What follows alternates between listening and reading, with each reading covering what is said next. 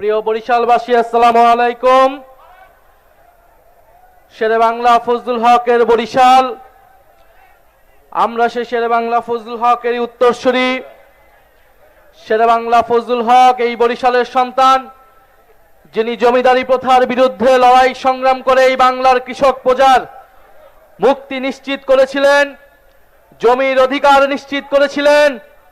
আমরা 24-এর এই তরুণ প্রজন্ম ফ্যাসিবাদী ব্যবস্থার বিরুদ্ধে লড়াই সংগ্রাম করে বাংলাদেশের নাগরিকের অধিকার নিশ্চিত করার জন্য কাজ করে যাচ্ছি। প্রিয় বরিশালবাসী, আজকে 11 দলের এই মহাসমাবেশ, আমরা অনেকগুলা বিভাগ ঘুরে ঘুরে আজকে বরিশালে জড়ো হয়েছি। সর্বশেষ আমাদের ঢাকায় মহাসমাবেশ অনুষ্ঠিত হবে, তারপরে প্রত্যেকটা জেলা, প্রত্যেকটা উপজেলায় আমাদের এই কর্মসূচি চলমান থাকবে। এবং এর মধ্যেও সরকার যদি গণভোটের রায়ের আলোকে জুলাই সনদ বাস্তবায়ন না করে, তাহলে গণ আন্দোলন এবং গণ অভ্যুত্থান পর্যন্ত যেতে আমরা বাধ্য হব। আমরা এখনো কোনো কঠোর কর্মসূচি দেই নাই, আমরা হরতাল অবরোধের মতো কর্মসূচি দেই নাই, কিন্তু যে কোনো সময় সেই ধরনের কর্মসূচি দেওয়ার জন্য আমাদের প্রস্তুতি রয়েছে। আমরা বাংলাদেশে এই মুহূর্তে এই ধরনের রাজনৈতিক কর্মসূচি দেওয়ার পক্ষে ছিলাম না, কিন্তু সরকার এবং প্রধানমন্ত্রী তারেক রহমান ক্রমশ পরিস্থিতিকে সেই দিকে ঠেলে নিয়ে যাচ্ছে। প্রধানমন্ত্রী অনেক ভালো ভালো কথা বলেন, প্রধানমন্ত্রীর মুখে মধু অন্তরে ছলনা। কারণ আমরা দেখলাম যেই গণভোটের পক্ষে, যেই জুলাই সনদের পক্ষে তিনি হের প্রচারণা করলেন, নির্বাচনের ফলাফলের পরে 70% জনগণ গণভোটে সংস্কারের পক্ষে রায় দেওয়া সত্ত্বেও তিনি জুলাই সনদ বাস্তবায়ন করছেন না। অন্যদিকে মুখে বলে যাচ্ছেন জুলাই সনদ অক্ষরে অক্ষরে বাস্তবায়ন করব। গণ অভ্যুত্থানের সময় আমাদের একটি স্লোগান ছিল, নাটক কম করো প্রিয়। তারেক রহমানকেও বলে দিচ্ছি, নাটক কম করেন প্রিয়। বাংলাদেশের জনগণ আপনাকে ক্ষমতা দিয়েছে মানে এই নয় আপনি যা খুশি করবেন, যেরকম খুশি ছলনা প্রতারণা এদেশের জনগণের সাথে করবেন। বিএনপি গত 16 বছর গণতন্ত্রের জন্য লড়াই করেছে, কিন্তু দুঃখের বিষয় 5ই আগস্টের পর থেকে তারা গণতন্ত্রের বিপক্ষে লড়াই করে যাচ্ছে। আসল কথা হচ্ছে বিএনপি কখনোই গণতন্ত্রের পক্ষে ছিল না, তারা লড়াই করেছিল ক্ষমতার জন্য। তারা গণ অভ্যুত্থানে আমাদের সাথে কাঁধ মিলিয়েছিল ক্ষমতার জন্য, নিজেদের স্বার্থ হাসিলের জন্য। নির্বাচনের মাধ্যমে ক্ষমতা তাদের কুক্ষিগত হয়েছে।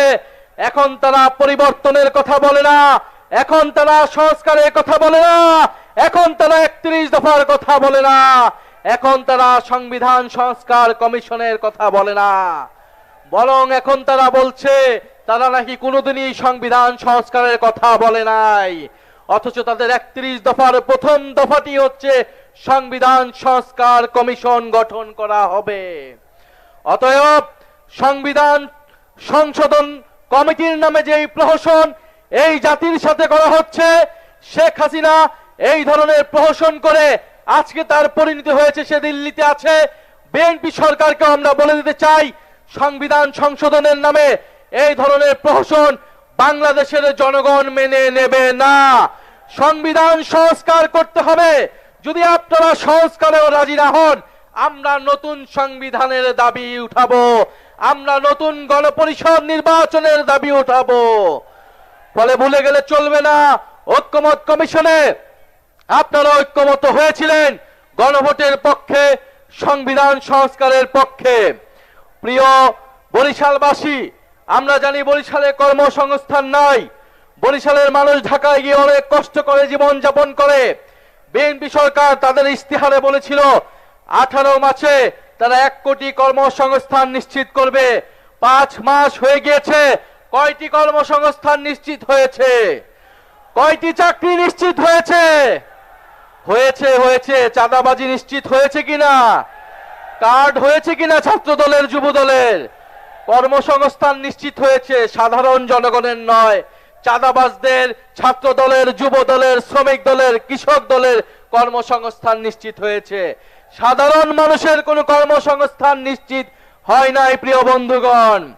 ফলে প্রিয় বরিশালবাসী, আমরা কর্মসংস্থানের জন্য, বিদ্যুতের জন্য, সীমান্তের সুরক্ষার জন্য, চাঁদাবাজি দুর্নীতি নির্মূলের জন্য, এই দেশের স্বাধীনতা সার্বভৌমত্ব নিশ্চিতের জন্য, সর্বোপরি গণতন্ত্র এবং বৈষম্যহীন বাংলাদেশের জন্য আমরা যারা 24-এর গণ অভ্যুত্থান ঘটিয়েছিলাম, গণবিপ্লব ঘটিয়েছিলাম, আমাদেরকে আবার ঐক্যবদ্ধ হতে হবে, আমাদের আবারও রাজপথে সংগ্রাম গড়ে তুলতে হবে।